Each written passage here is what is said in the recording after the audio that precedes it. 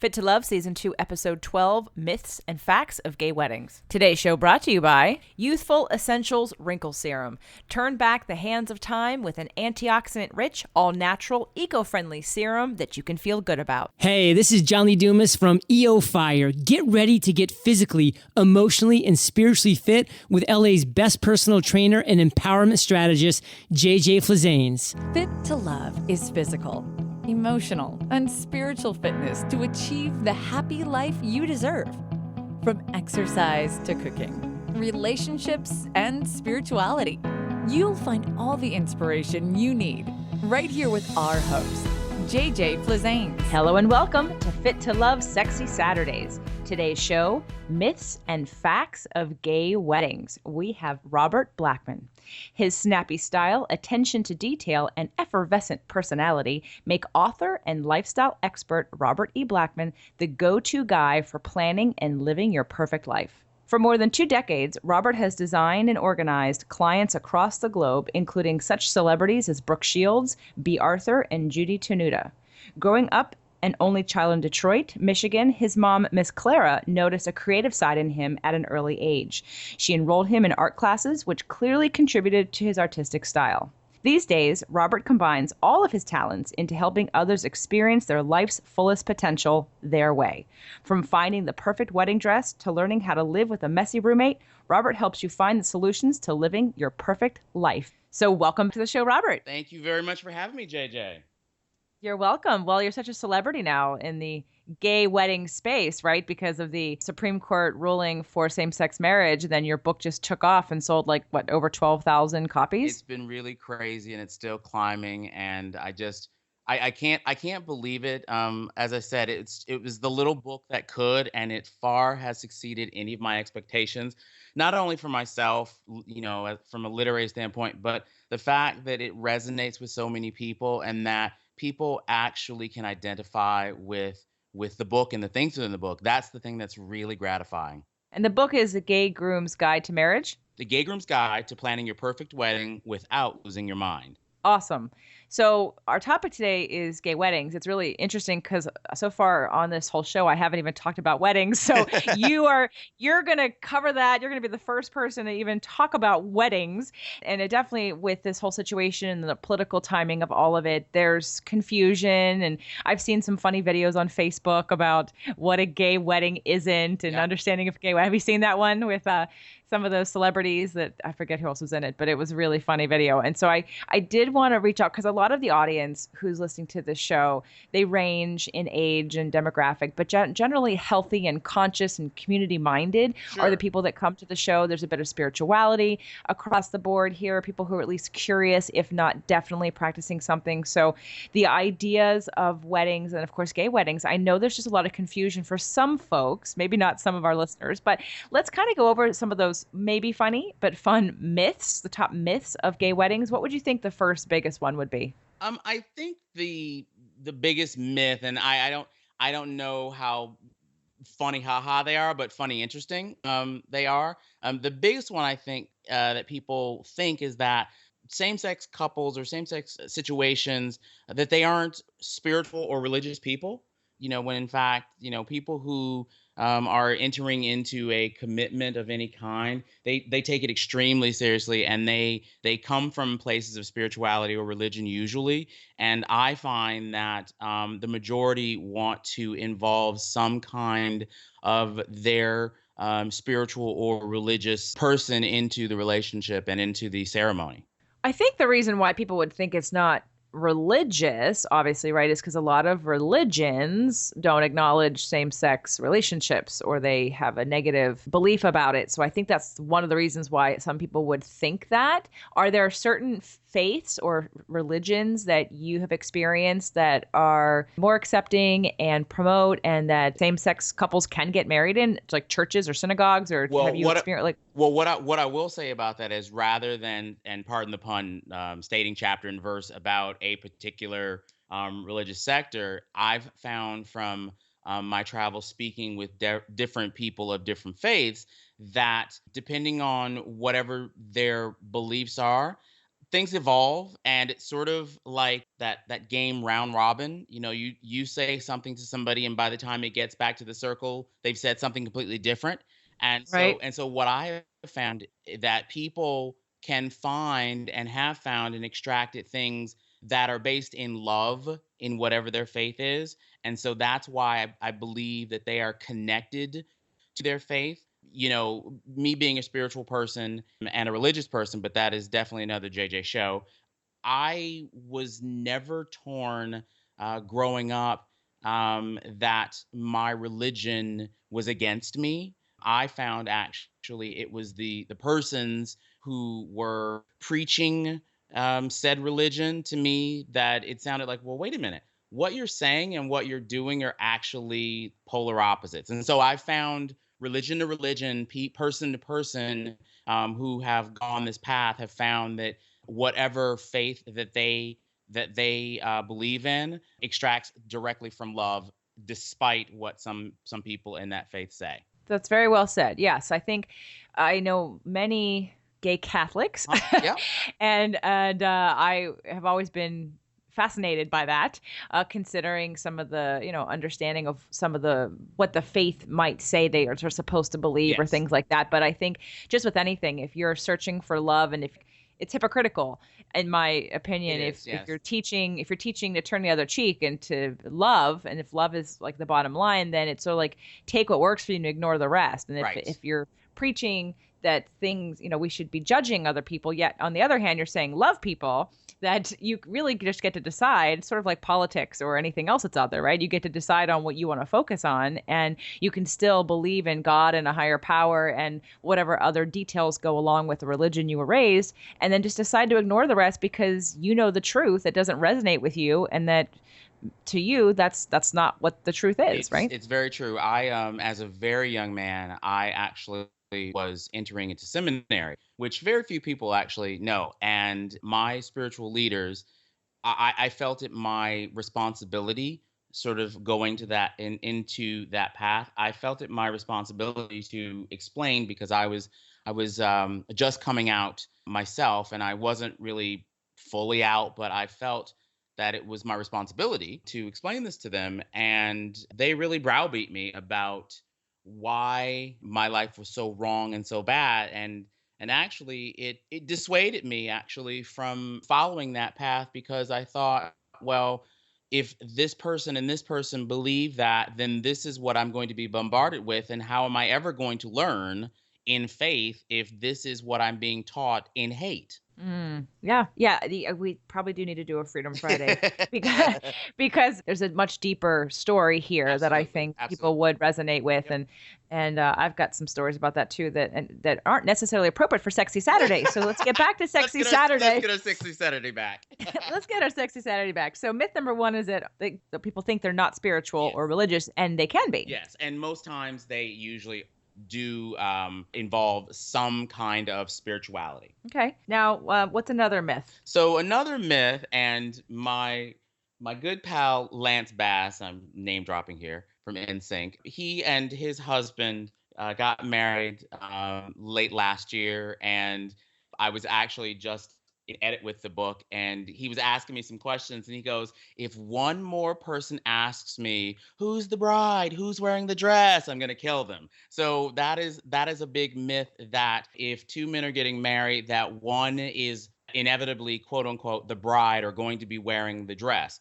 And I find most gay men, and actually a lot of lesbians, get annoyed because, and I understand that a non-gay person might have trouble putting the labels in a box, or they need to feel like putting the labels in a box. So one person has to fit the traditional standard of what a wedding looks like. When in actuality, I actually personally don't know of a couple who has gone that route. I'm sure there are some, but I think they are in the 1%. Usually, when two guys get married, they're both dressed as dudes, and and when women get married, oftentimes, and one of the huge trends right now, as a wedding dress designer, I find a lot of bride on bride fashion going on. Like the brides these days are actually sort of outdoing each other in terms of the dresses. So you were getting lots more women who want that white dress, and they didn't think that they would ever want that white dress, which I find I find it Barbie funny. Like, I love it. If I were gay, I would totally think that was cool. I love That it. I no, oh my gosh, yes. And then not to mention it could have been over sparkled, like all the glam that could have happened. Anyway, but thinking back to I watched a lot of your videos, and one of the videos you did, it was a press piece, and they played from Sex and the City, right? Anthony and Yes. Stanford's wedding. And Yes. so the myth about that one is the bride, I do want to deter for a second and talk about, or I do want to talk about that just sexuality in general, in order for two people to be attracted to each other, there does have to be polarity. So masculine and feminine energy does have to be kind of at an opposite. Doesn't matter if you're a man or woman, in order for you to have polarity, to have that sexual chemistry. So it's not too far-fetched, though. Yes, I understand. There's no man necessarily going to wear a dress. But with that said, the gay couples that I know and have trained and are friends with, there usually is as one of the, or even women, although I know more gay men than I know lesbians, but usually one of the men are more feminine and the Yes. other man is more masculine. And Yes. so when you see that wedding in Sex and the City and Stanford's the bride Yes. and he's wearing, right? So there is a, the myth is a myth for that reason. But have you ever known any gay man to wear a dress to his wedding?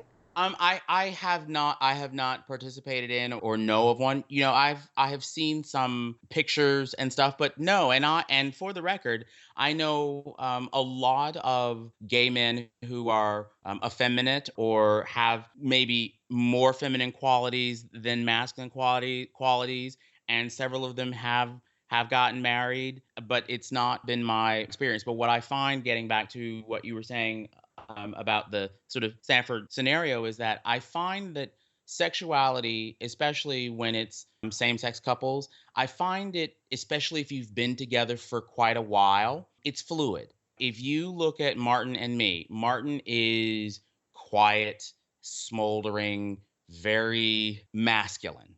And I am seven shades of the rainbow. I'm out there. I'm sparkly. I'm glittery. I'm all of that. But if you peel back the layers of the onion, and if you sit with us in a room for half an hour, you will begin to see how fluid that exchange is between the two of us.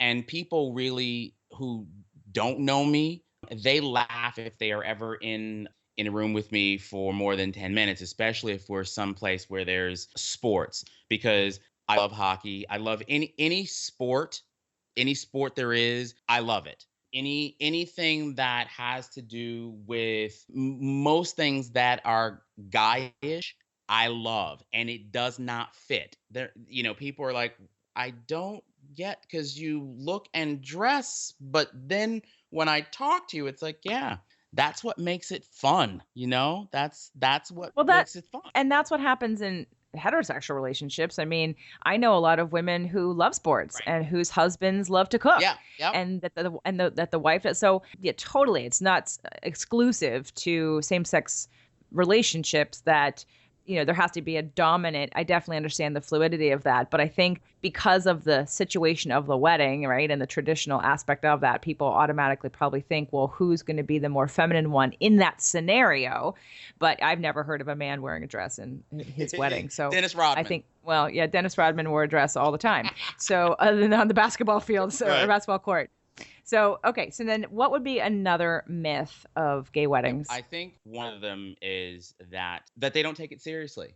That it's a show, that it's a farce. When in actuality, I think that and I'm not going to say that gay people take it more seriously than straight people, because that's ridiculous. But I think that gay and lesbians realize what the sanctity of not only the relationship and the ceremony are, but they understand what it means to the people in their lives. And especially if you are a person that either have your parents or close family members in your life, you tend to want them to really feel included, because they are certainly a part of who got you to be the the person that you are to feel like you can have this moment. So I think a lot of people think that it's something just flip it to do just because everybody else can do it, so we want to do it just because, and it's not that at all. Well, I can see that in terms of, I mean, even coming out. I mean, the risk, if you're in an environment that's not supportive, the risk of coming out. I remember hearing, certain straight men who think that, it's for attention, or I don't know what the reasoning was, but thinking to myself, are you kidding me? And I've seen it on the internet, when you have violent crimes being committed, hate crimes and ridicule, and why would someone choose that?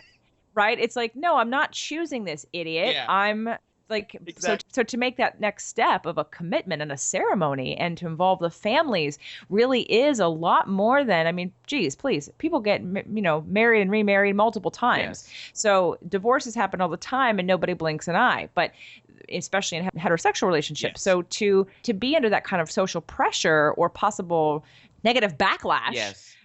from both family, friends, society, whatever. And then again, the difficulties of, until recently, any of the legal ramifications, I would agree that it's probably that same-sex couples make a greater sacrifice and commitment getting married. I'll say it. I know you're not going to say it because you don't want to get the backlash, but I'll take the backlash, right? Because if I want to get divorced, nobody will, and I'm not going to get divorced, but nobody would blink an eye. No, I don't mind it at all. A lot of people have actually asked me, well, why did you write the book? And truly, it was just an exercise. As a writer, it was an exercise. But Martin, my husband, said, I think this is important information for people, because up until recently, it had only been something that a few had done just as a feeling for themselves. I got married in Canada, and it's been legal for more than a decade. And so it's one of those things where I feel that people now know or feel like, okay, I need to make this count. I know the sacrifices that have been made for me to be able to do this. I really want to mean something. Yeah, I see that. I absolutely understand. And now really kind of putting myself in your shoes, so to speak, would agree that it is a commitment. It is a risk on several levels, and you have to be willing and really, really, really be ready to take anything that comes with that. And it's different, a different environment than, and hopefully soon it won't be, but for a long time it has been. So we've covered some of the top 3 myths about gay weddings, and I definitely want to now move into the facts part. But before we get there, I do need to take a moment to thank our sponsors. All right. If you're like me, you like to find products that are completely safe and non-toxic, especially for your face. Let me introduce you to the Youthful Essentials Wrinkle Serum. This totally natural wrinkle serum is going to work wonders for rejuvenating and revitalizing your facial appearance. You can reduce and even eliminate those unsightly wrinkles, crow's feet, and age lines. Go to fit2love.tv/products to order yours today. That's FIT2LOVE.tv/products. Are you single and avoid dating? Or are you in a relationship and feel like you aren't getting your needs met and have fear or anxiety around figuring that out? Join me for the Cultivating Confidence in Dating and Relationships class.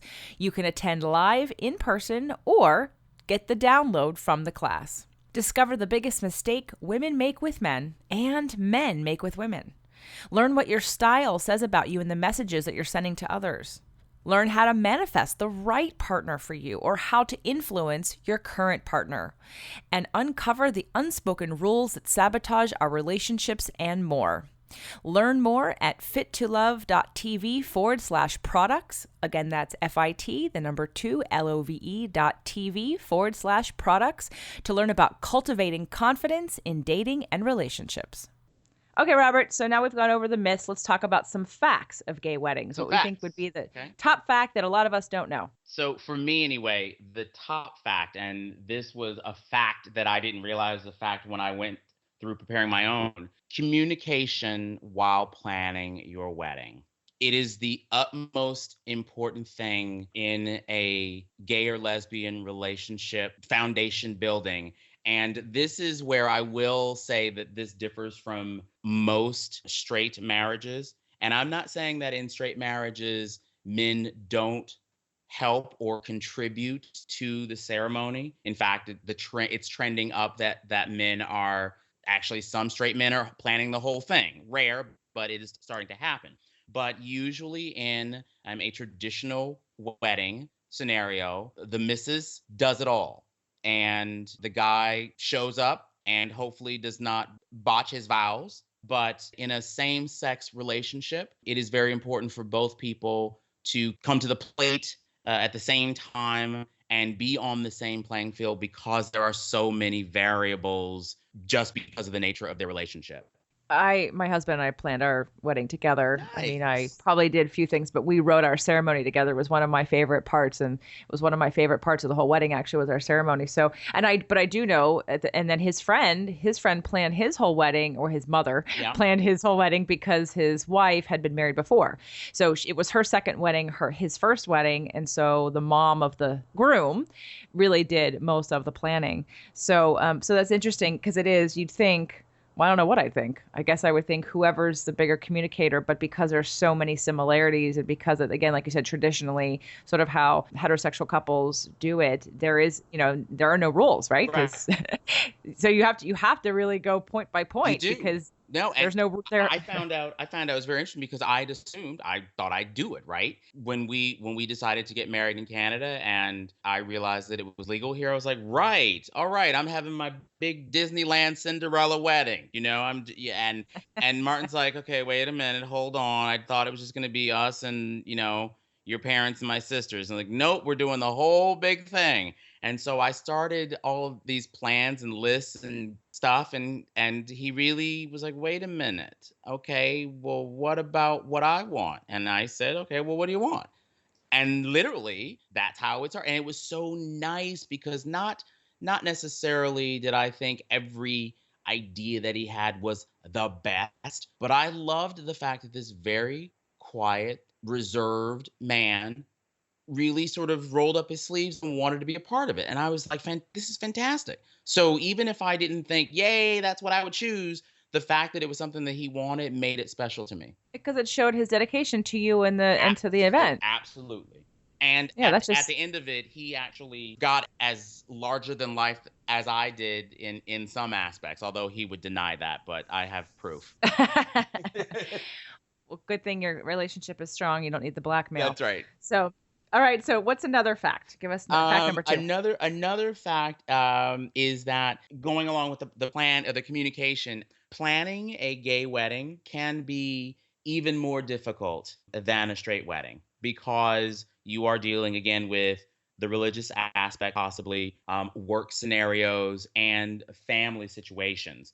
So that first fact sort of carries into the second fact. It is very important for a same-sex couple to really, really be on the same page, because some gay people don't have a relationship at all with their relatives. They may have a very shaky one with parents. I know many people who have unfortunately had a mother or a father or a sibling say, I'm just not coming. I can't do it. I love you, but I cannot be a part of that. And so just the setups and the dynamic make it, or can make it, really, really complicated for gay people. It sounds like it's much more vulnerable. It is extreme. That's very, very well stated. It's an extremely vulnerable place because not only are you giving of yourself to another person, you are allowing and asking every single person that you know to judge you. Show up and judge me. Or deny me and judge me. Or deny me and judge me. Reject me and judge me.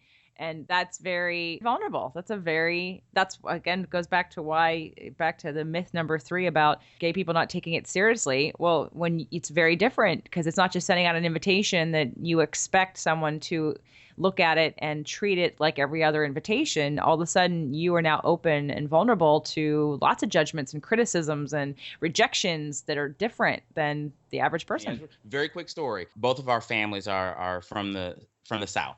In the United States.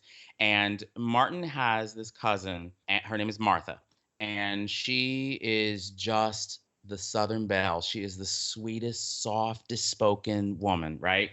Her husband, Clark, he is a good old boy. He is country. And Martha and Martin have been very close since they were small children. And they are, members of the country club, blah, blah, blah. Martha made Clark get in the car. They drove, I think, 15, 16 hours up to the wedding. They showed up the morning of the wedding, timed it just as they, could get to the wedding. We had a wonderful wedding, wonderful ceremony. And I had been sort of warned about Clark. He's not a bad person. He just, I think his exposure to a lot of things outside of his scope are limited. I'll put it that way. But they were very nice, very respectful. And the next morning, because a lot of people stayed, and the next morning there was a note from Martha just thanking us very much. They couldn't stay. They had to get back on the road. Clark he could not do it. But the love that Martha had for Martin, she was like, I'm not missing my cousin's wedding. Clark, get in the damn car. We are driving up there and we are going to show our respect. And, God bless Clark for saying, yes, dear, and doing it. But also she understood that he had his limits as well, And so I just thought that, to me, that really showed what family is, It made it so special. And you also get the opportunity when you're that vulnerable to have magic happen that otherwise you might not. So it's that, 50% in each direction, right? You can have the negative response, which you kind of know and are prepared for in a way, because you wouldn't be going through this if you didn't know that was a possibility. But then you also get that sort of magic of the silver lining of the people that come through the woodwork to surprise and delight you. And yes. And Martin and I were so surprised because every person said, wow, we did not know what to expect, but this is the best wedding we've been to, gay or straight. I mean, we put on a show. I mean, I got my Disneyland Cinderella wedding. I got it. So we did put on the dog. We thought, okay, well, if we're going to allow ourselves to be judged, let's give them the kind of judgment that they have to at least think about. So it was great. Awesome. We're going to have to compare wedding DVDs because I'm going to tell you, mine was pretty great too. So facts, let's go with one more quick fact about gay weddings. The number 3 fact, which I love more than anything, is gay love is real. It is real. Gays and lesbians love as passionately. They love as intensely. They love as strong as anybody. Getting married to the person you love most, there's nothing better than that. And the love that the book shows about my love for Martin and his for me is a diary of that. And my children are always proud to tweet that out. And my grandkids are happy about grandpa being happy, and they tell their kids in ballet. And it's just something that people should know. The love that gays and lesbians show for each other, it's real. Oh, yeah, absolutely.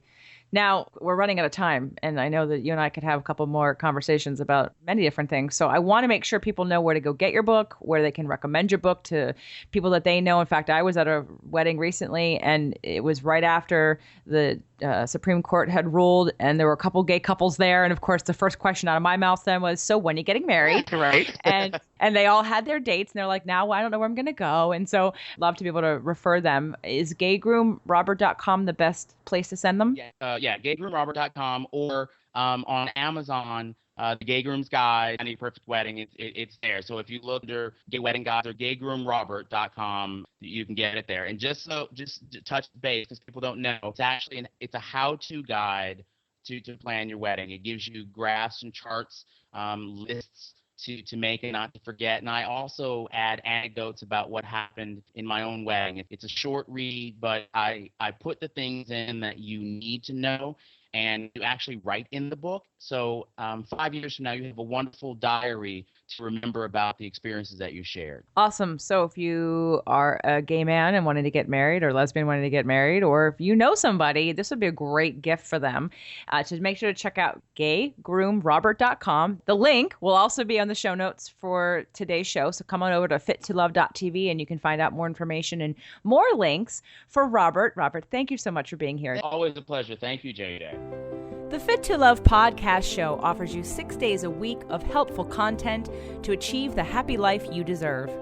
Movement Mondays and Tasty Tuesdays are weekly videocasts, while Wellness Wednesdays, Thoughtful Thursdays, Freedom Fridays, and Sexy Saturdays are audio-only shows themed every week to address your holistic life and needs. If the show inspired you, we would love for you to share it and subscribe. Thank you so much for joining us today. Head on over to fittolove.tv for recaps of every show, resources, and to join the community. That's FIT, the number 2, LOVE.tv. Have a fit and fabulous day.